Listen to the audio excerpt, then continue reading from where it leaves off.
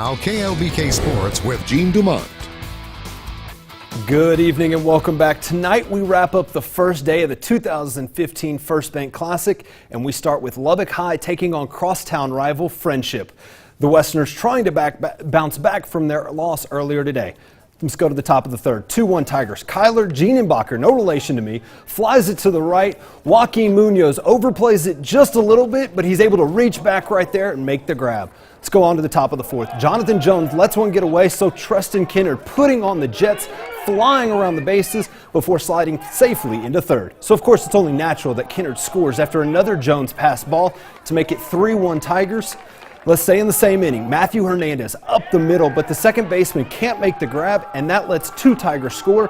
5-1 Friendship. The Tigers would go on to win by a final of 9-5. Now let's head over to Estacado. The Matadors taking on the Plainview Bulldogs, and we start off in the bottom of the first. Manuel Rios takes one off the back to bring home Jeremiah Garza and tie us up at 1. But in the top of the first, Plainview, that's when they would open it up. Gabriel Chavez drives it to center just out of reach of Estacado, and that would bring home Brent Silvas and put Chavez on third to give Plainview the 2-1 lead. Still in the second, Ryan DeLeon drops one into left, scoring two Bulldogs, giving Plainview the 4-1 lead.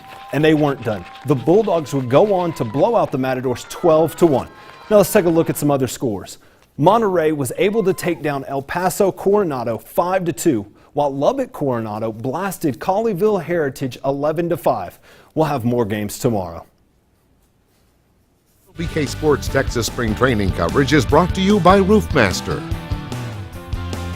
No athlete wants to be sidelined, especially because of a preventable injury or illness. So how are the Texas Rangers medical staff preventing the team from catching the mumps?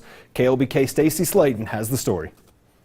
The Texas Rangers medical staff is taking precautions to avoid a mumps outbreak, like the one which sidelined 20 NHL players for weeks in December.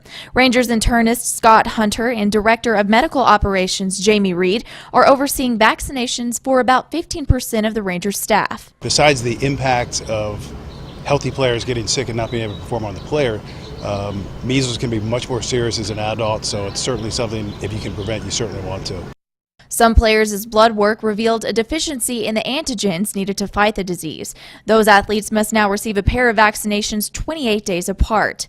You can either have measles, mumps, or have the vaccination as a child, and the antigen actually can wear off. I'm actually one of those people. I had it 50 years ago, probably a little bit more, and my antigen is kind of worn down, so I'm actually going to have to get a vaccination also. With injuries already plaguing the Rangers roster, they certainly don't need a clubhouse full of coughs and sneezes, leading to more sideline stars. In Surprise, Arizona, reporting for KLBK Sports, I'm Stacy Slayton.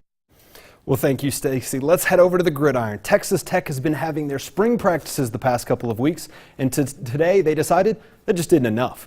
The Red Raiders will play their annual spring game on March 28th at 11 a.m. at Grande Communication Stadium in Midland. The game is being played there due to construction going on at Jones AT&T Stadium, and if you want to go, admission is free. So, hey, there's a great activity you can do with your kids here in a couple weeks. Yeah, nice little road trip, head down south, and yeah, I've actually been in the stadium. You wouldn't really have anywhere to sit anywhere. They're like replacing bleachers and stuff like that. Wouldn't be very comfortable to sit on that cement. But no, come on, old school. Old school, right? Yeah, there's some high schools I used to cover football games that were like that. There we go. All right, we appreciate it, Gene. All right, we'll be right back.